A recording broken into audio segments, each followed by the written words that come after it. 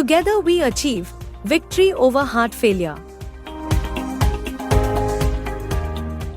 வணக்கம், நான் டாக்டர் ஜெஃப்ரெட்லின், இருதய சிறப்பு மருத்துவர், Edison hospital, Tiruchendur. Heart failure இதய செயலிழப்பு என்பது இதய செயல்பாடு குறைந்து போவது அல்லது இதய தேவைக்கு ஏற்ற அளவுக்கு பம்ப் செய்ய தவறுதல் ஏற்படுவது.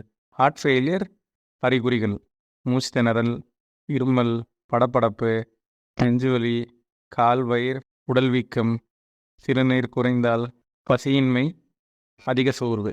மேற்கொண்ட அறிகுறிகள் இருந்த இதய மருத்துவரை அணுக வேண்டும். இசிஜி, எக்கோ, இரத்தம் பரிசோதனை, கொரோனரி ஆஞ்சியோகிராம் போன்ற டெஸ்ட் மூலம் ஹார்ட் ஃபெயிலியர் டயக்னோஸ் பண்ணலாம். ஹார்ட் ஃபெயிலியருக்கு முக்கியமான காரணங்கள்: முதலாவது மார்படைப்பு, ஹார்ட் அட்டாக். ரெண்டாவது உயர் இரத்த அழுத்தம்.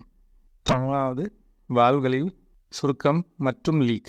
நாலாவது கன்ஜென்டல் ஹார்ட் டிசீஸ், அதாவது பிறவி இதய நோய்கள்.